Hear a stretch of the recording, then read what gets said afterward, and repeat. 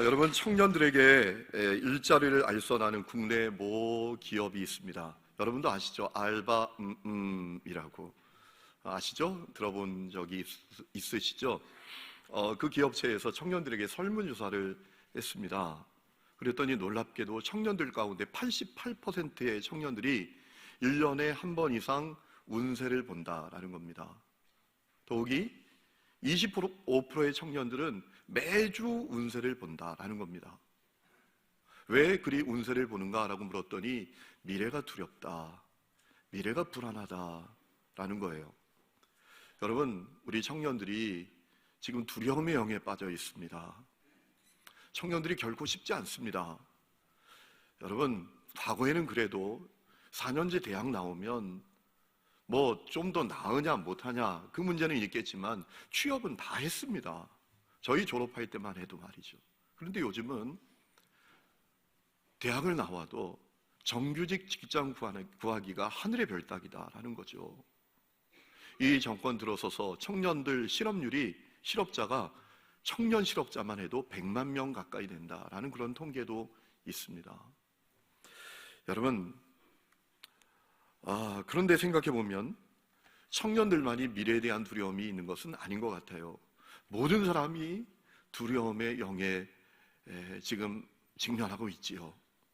결국 우리 인생이 만만치 않기 때문인 것입니다. 불경기에도 보험업계가 호황을 누리는 이유는 뭘까요? 사람 속에 있는 그 두려움 때문이 아닐까 생각해 보는 것이죠. 혹시 여러분들 가운데 마음에 두려움이 있는 분들이 계십니까? 여러분, 성경이 우리에게 끊임없이 말씀하고 계시는 것은 뭡니까? 두려워하지 말라는 겁니다. 오늘도 내일도 미래도 두려워하지 말라는 거예요. 여러분, 성경에 가장 많이 나오는 말씀은 믿으라는 말씀이 아니라 두려워하지 말라는 얘기예요. 마태복음 10장에 보면 예수님께서 그런 말씀을 하셨어요. 참새 한 마리도 하나님께서 허락하시지 않으시면 떨어지지 않는다라는 겁니다.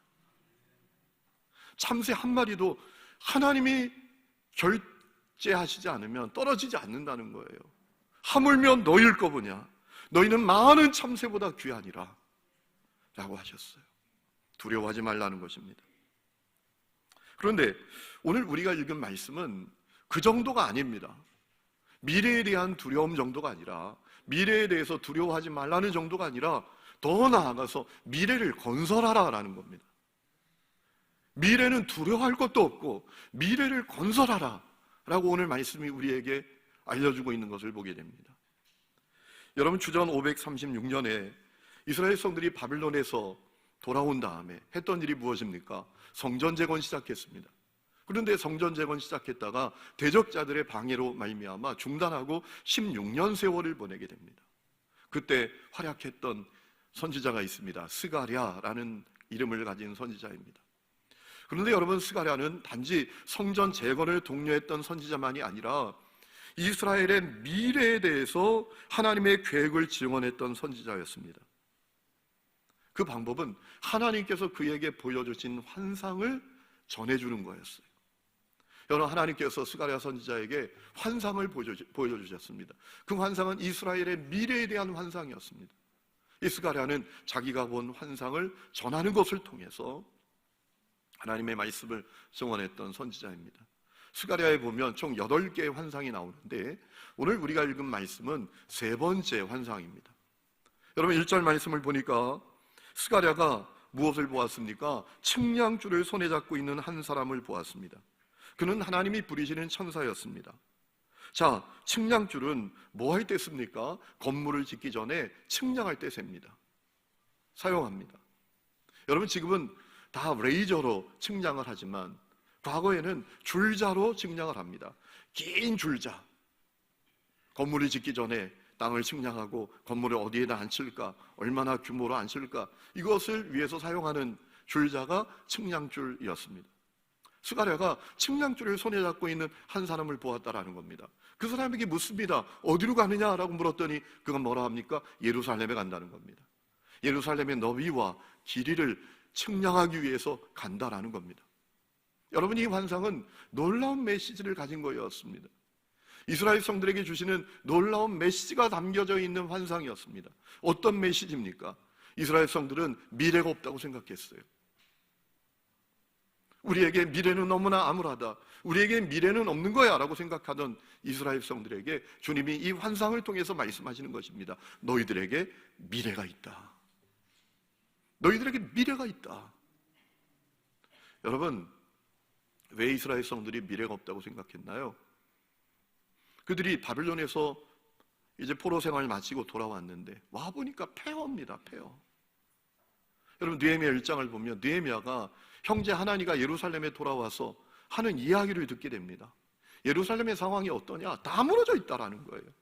성벽 다 무너져 내려 있어요. 성문도 다 불탄 그대로예요. 폐허 상태라는 겁니다. 그래서 백성들이 환난을 당하고 능욕을 받고 있다. 더욱이 포로에서 돌아왔을 때 흉년이 거듭됩니다. 먹고 살기도 어려운 상태가 된 겁니다. 그것뿐만 아니라 말씀드린 대로 성전 재건을 의욕적으로 시작했는데 대적자들의 반대로 말미암아 장장 16년 동안 중단하고 있어요. 성전 재건이 언제 시작될지도 몰라요. 그러니 무슨 그들에게 미래가 있습니까? 그들에게 무슨 희망이 있습니까? 그래서 이스라엘 백성들은 우리에게 미래는 없는 거야 라고 생각하고 있었던 거예요. 그때 하나님께서 스가랴 선지자를 통해서 말씀하시는 겁니다. 아니다, 아니다. 너희들에게 미래가 있다. 너희들에게 미래가 있다 라고 말씀하셨던 겁니다. 그래서 측량줄을 손에 잡은 천사를 보여주셨다라는 거예요. 하나님께서 하실 일이 있다라는 거죠. 성도 여러분, 오늘 이 환상과 이 말씀이 여러분에게 주시는 말씀인 것을 믿으시기 바랍니다. 여러분 중에 내게 미래는 없다고 생각하는 분들이 계시죠. 내 인생이 너무나 암울하고 내 형편이 너무나 절망적이기 때문에 우리 가정에, 내 인생에 미래는 없는 거야, 이런 생각을 가진 분들이 계시죠. 여러분, 그렇지 않아요. 여러분을 향한 하나님의 계획이 있습니다. 여러분에게 미래가 있어요. 여러분의 인생이 에스겔이 그 골짜기에서 본 마른 뼈 같다라고 할지라도 하나님은 군대되게 하실 수 있습니다. 우리가 그것을 믿어야 합니다. 여러분, 우리가 그 믿음을 가져야 되는 이유가 뭘까요? 그것은 우리에게 미래가 있다는 그 하나님의 말씀은 하나님의 말씀이기 때문에 그래요. 누구의 주장 아니에요. 어느 책에 나오는 이론 아닙니다. 우리를 향한 틀림없는 약속인 이 성경에 있는 말씀이기 때문에 그래요. 우리가 믿음을 가져야 돼요. 저는 신앙생활이 뭔가 누가 저에게 묻는다면 이렇게 얘기하고 싶어요. 신앙생활은 눈이 바뀌는 거다. 바라보는 눈이 바뀌고 가지는 마음이 달라지는 거다. 그것이 신앙생활이다. 여러분, 미켈란젤로라는 유명한 예술가가 있습니다. 어느 날 그가 그저 별 볼 일 없는, 볼품없는 돌덩어리 앞에서 막 기뻐서 소리를 지르더래요. 야, 다윗이 걸어 나온다, 다윗이 걸어 나온다, 다윗이 걸어 나온다. 사람들이 그 미켈란젤로를 보면서 뭐 하는 거야? 뭘 하는 거야? 저 돌덩어리 앞에서 뭘 하는 거야? 라고 비아냥거렸다라는 거예요. 여러분, 그런데 그 볼품없는 돌덩어리가 세계에서 정말 유명한 다비드상이 되었어요. 여러분, 내 인생이 그저 그런 돌덩어리 같아도 주님은 미래가 있다고 하십니다. 주님은 미켈란젤로와 비교할 수 없는 분이십니다. 그분은 창조주이십니다. 그분은 온 땅을 주관하시는 분이십니다. 여러분, 그 주님의 시선과 그 주님의 마음이 우리에게 있어야 돼요. 그렇게 우리 인생을 바라봐야 합니다. 그런데 스가랴가 본 환상은 거기서 끝나지 않습니다. 자, 자기에게 말한 천사가 퇴장합니다. 그리고 다른 천사가 등장합니다. 그 다른 천사는 예루살렘을 침략하러 간 그 천사에게 소식을 전할 명령을 받습니다. 뭐라고 전하라고 했던 것입니까? 4절 말씀 보면 예루살렘은 그 가운데 사랑과 가축이 많음으로 성곽 없는 성읍이 될 것이다. 이 다른 천사가 이렇게 전하라는 거예요.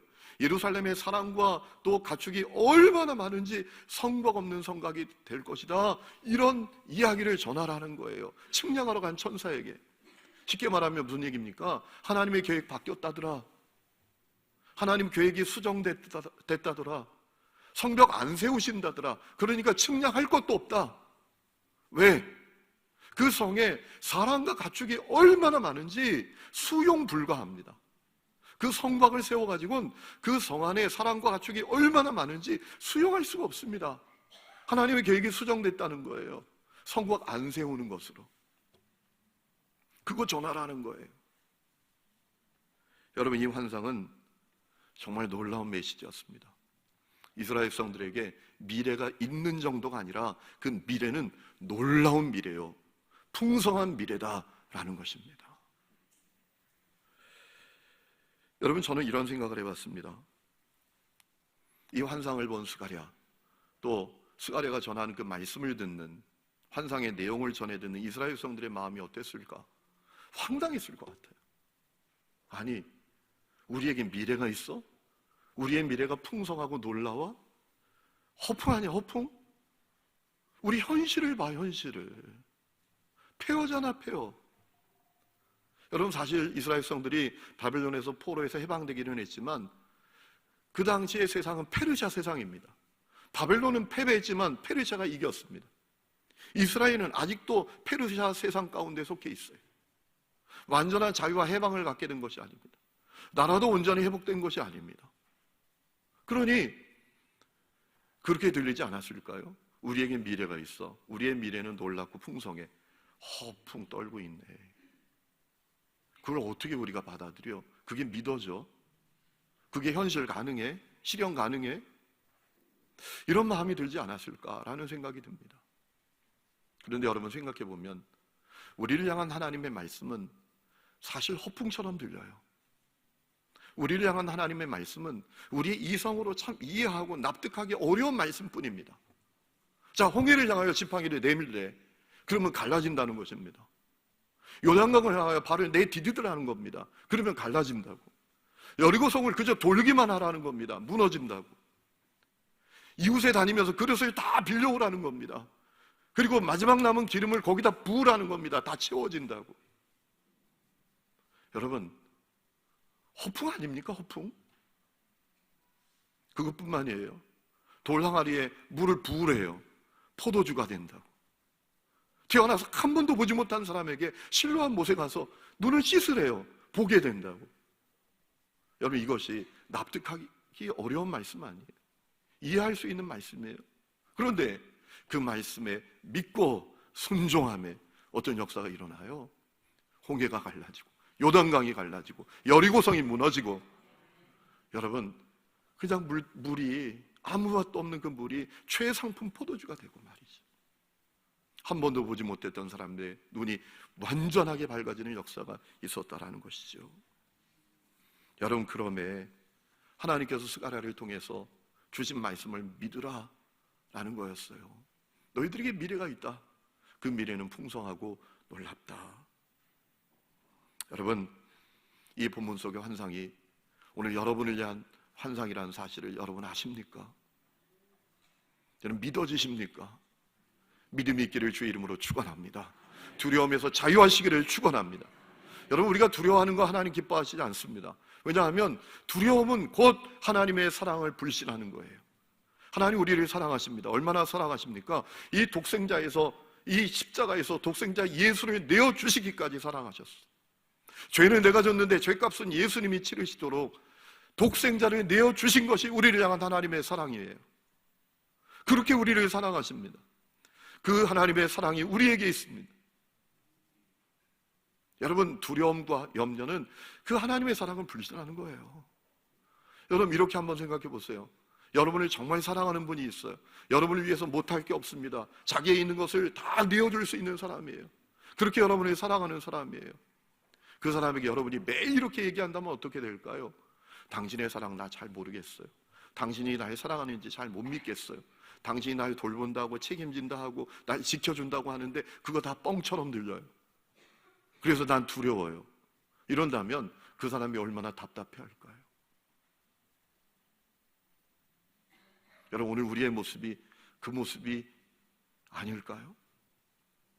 두려움을 하나님 기뻐하시지 않는 이유는 그 두려움은 우리를 향한 하나님의 섭리를 불신하는 겁니다. 여러분, 가끔 교회 안에서 이런 얘기하는 사람이 있어요. 아, 나는 운때가 없어, 운때가. 왜 이렇게 하는 일마다 안 돼?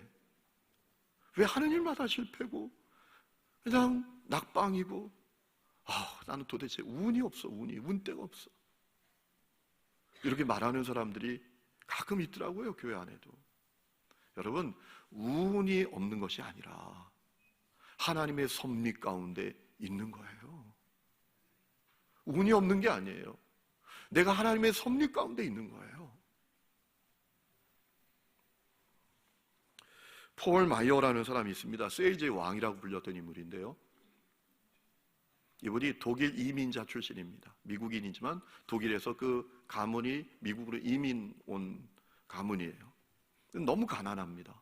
그래서 8살 때부터 밖에 나가서 돈 벌어야 합니다.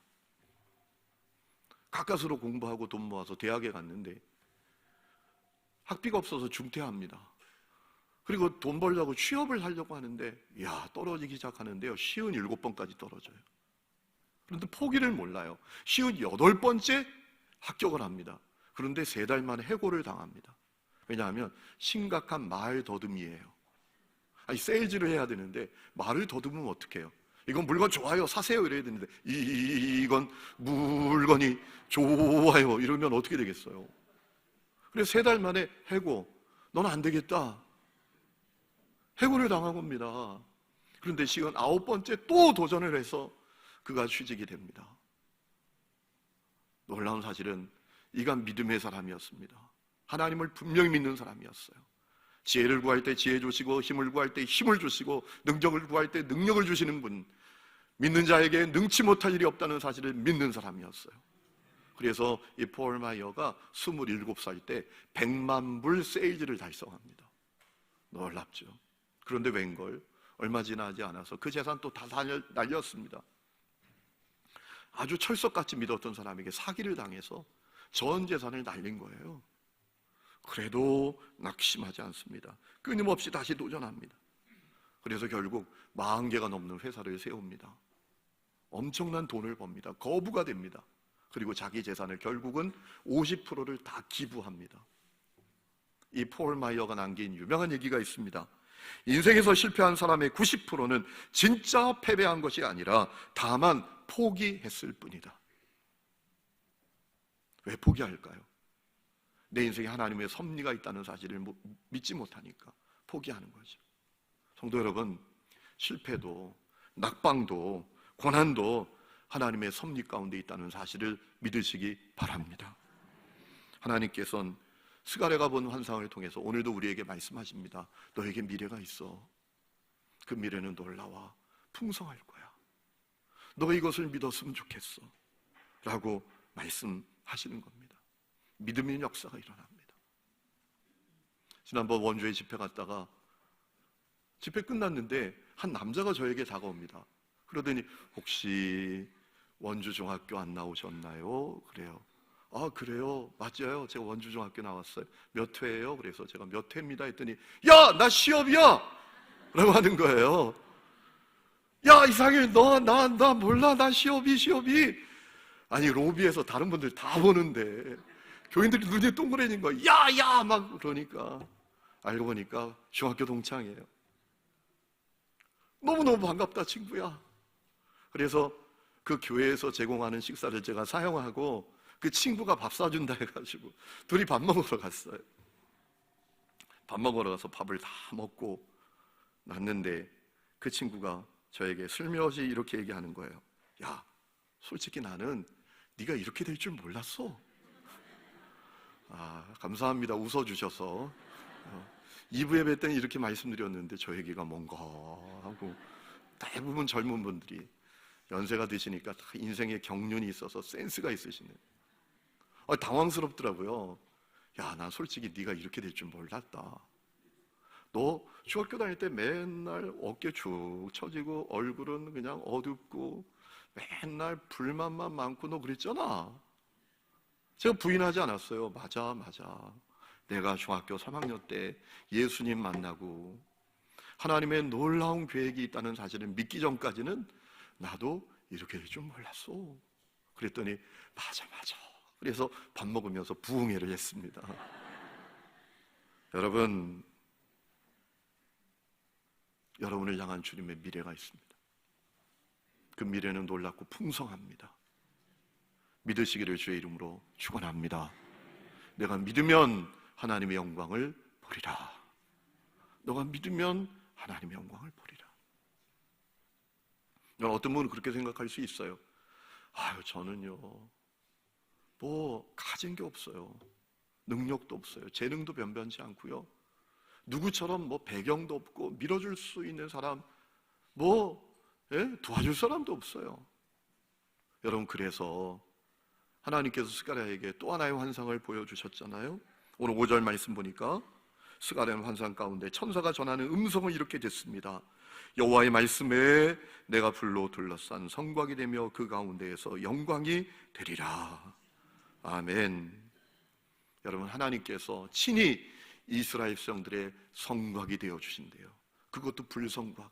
야, 그 성곽 쌓지 말아라. 그 성곽 필요 없다. 내가 너에게 불성곽이 되어 주겠다.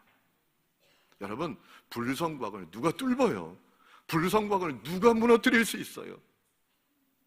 그것뿐만 아니라 5절 끝에 그 가운데에서 주님이 영광이 되시겠다라고 했어요. 하나님께서 그 성곽의 영광이 되어 주신다는 겁니다. 주님께서 친히 그 성 안에 계시면서 하나님의 영광을 드러내신다라는 거예요. 5절 말씀을 세번역 성경으로 찾아보니까 아주 잘 번역을 했더라고요. 잘 들어보세요.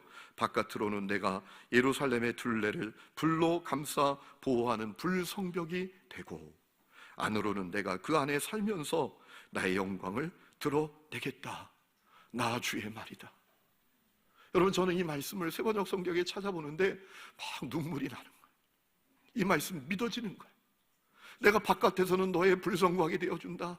안에서는 너 안에 살면서 너의 영광이 되어줄 거야. 나의 말이야, 나의 말이야, 나 주의 말이야. 여러분, 얼마나 놀라운 말씀이에요. 그러니 여러분이 변변치 않아도 문제 없어요. 여러분이 능력이 없어도 문제 없어요. 여러분이 배경이 없어도 문제 없어요. 여러분의 재능이 좀 부족해도 문제 없어요. 왜냐하면 주님이 나의 성벽 되시고 그분이 내 안에 살면서 그분의 영광을 드러내시겠다고 했어요. 여러분, 내가 하는 게 아니에요. 주님이 하시는 것입니다. 내가 하는 게 아니에요. 주님이 하시는 거예요. 주님이 그분의 영광을 드러내시는 거예요. 그래서 우리가 해야 될 일은 그 주님을 기뻐하고 노래하는 것뿐이에요. 여러분, 오늘 10절 말씀 보세요. 여호와의 말씀에 시온에 따라 노래하고 기뻐하라. 이는 내가 와서 내 가운데 머물 것임이라. 기뻐하고 노래만 해. 내가 너 안에 거할 거야. 그 성 안에 거할 거야. 나의 영광을 드러낼 거야. 너는 그러니까 기뻐하고 낙심하지 말고, 미래가 없다고 그냥 눈물 흘리고 그냥 불평하고 사람 원망만 하지 말고 기뻐하고 노래해, 기뻐하고 노래해, 기뻐하고 노래해 라고 하시는 거예요.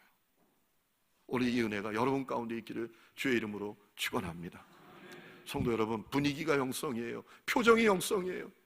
성경책 끼고 다니면 뭐예요? 성경책 끼고 다니는데 그냥 인상은 우거지상이에요. 세상의 불평과 원망은 다 갖고 있어요. 그러면 나라도 안 믿을 거예요. 그 사람 보고. 예수 믿으면 뭐 얼굴이 저렇게 되는데 뭐. 예수 믿으면 표정이 저렇게 되는데 뭐하러 가, 뭐하러. 여러분, 하나님께서 스가랴 선지자를 통해서 말씀하세요. 기뻐하고 노래하라. 이 은혜가 여러분 가운데 있기를 축원합니다.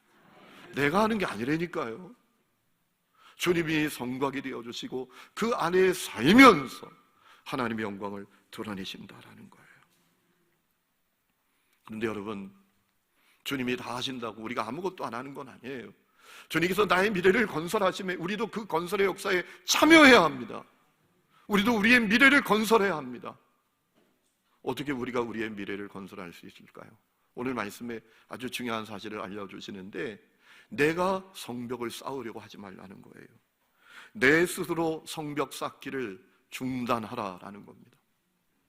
여러분, 사람들은 스스로 성을 쌓아요. 미래가 두려우니까, 불안하니까 스스로 성곽을 쌓습니다. 돈이라는 성곽, 성공이라는 성곽, 권력이라는 성곽, 명예라는 성, 이런 성을 쌓아요. 근데 여러분, 세상에 무너지지 않는 성 없어요. 세상에 누구도 범하지 못하는 철옹성 없습니다. 우리가 살아가면서 나를 지켜줄 거라고 생각했던 성이 오히려 나를 무너지게 만드는 것들 얼마나 많이 봅니까? 제가 부산에 사역할 때 깨어진 가정들을 많이 봅니다. 남편이 돈 벌기 위해서 배를 탑니다. 아니, 정해진 만큼만 타면 되는데 더 타는 겁니다. 돈 더 벌려고. 1년만 타고 오면 되는데 2년, 3년, 4년, 저는 5년까지도 사는 사람 봤어요. 집에 안 오는 겁니다. 그런데 돈은 많이 벌었어요. 돈 많이 모았습니다. 돈 많이 보냈습니다. 그런데 그 돈 때문에 가정이 깨어집니다. 아내가 무너집니다. 한눈을 팝니다. 자녀들이 무너집니다. 그 돈이 내 인생을 보장하는 성이 될 줄로 알았는데 무너지게 만드는 거예요. 그래서 시편 127장 1절에 여호와께서 집을 세우지 아니하시면 세우는 자의 수고가 헛되고 여호와께서 성을 지키지 아니하시면 파수꾼에 끼어 있음이 헛되도다 라고 하신 거예요. 우리 스스로 성 쌓기를 중단해야 된다. 내가 철옹성 같다고 여기는 그 성 안에 머물러 있다면 그 성 안에서 나와서 주님의 성으로 가야 한다는 겁니다. 주님만을 나의 산성, 주님만이 나의 반석, 주님만이 나의 요새라고 고백하는 그 성으로 가야 한다는 겁니다. 여러분, 이스라엘 백성들 가운데 고국으로 돌아가라라고 했지만 돌아오지 않는 사람들이 있었어요. 거기가 철옹성이라고 생각했으니까 바벨론 땅, 페르시아 땅이 철옹성이라고 생각했어요. 거기 있어야 안전하다, 거기 있어야 무너지지 않는다, 이 성은 무너지지 않는다라고 생각했어요. 그런데 여러분, 세상에 무너지지 않는 성 없습니다. 다 무너지게 됩니다. 여러분, 바벨론이 영원할 것 같았는데 페르시아에 의해서 무너지지 않았습니까? 페르시아가 영원할 것 같았는데 그리스에 의해서 무너지지 않았습니까? 그리스가 영원할 것 같았는데 로마에 의해서 무너지지 않았습니까? 여러분, 무너지지 않는 성 없어요. 그래서 오늘 말씀 6절 말씀해 보니까 말씀하셨어요. 오라, 너희는 북방 땅에서 도피할지어다. 여호와의 말씀이니라. 이는 내가 너희를 하늘 사방에서 바람같이 흩어지게 하였음이니라. 여호와의 말씀이니라. 바벨론 성에 거주하는 시온아, 이제 너는 피할지어다. 무너지지 않는 성 없어요. 어디로 피하라는 것입니까? 하나님께로 피하라. 하나님만을 철옹성으로 여겨라. 하나님만을 나의 반성, 나의 요새, 나의 산성이라고 여겨라 라고 하시는 거예요. 여러분, 그러므로 우리가 날마다 매일 오직 주님만 바라보고 절대 믿음, 절대 신뢰, 절대 기도, 절대 하나님을 갈망함으로 살아야 할 줄로 믿습니다. 하루하루 살아보면 아무것도 변하는 게 없는 것 같아요. 환경은 바뀌지도 않는 것 같고 형편도 나아지지 않는 것 같고 문제도 풀리지 않는 것 같아도 그럼에도 불구하고 주님만이 나의 산성이라고 고백하고 그분을 향한 절대 믿음과 절대 신뢰와 절대 기도로 한 걸음 한 걸음 하루 가다 보면 하나님의 그 놀라운 미래가, 준비하신 그 미래가 내 삶 가운데 펼쳐지게 된다라는 거예요. 오늘 그 은혜가 여러분 가운데 있기를 주의 이름으로 축원합니다.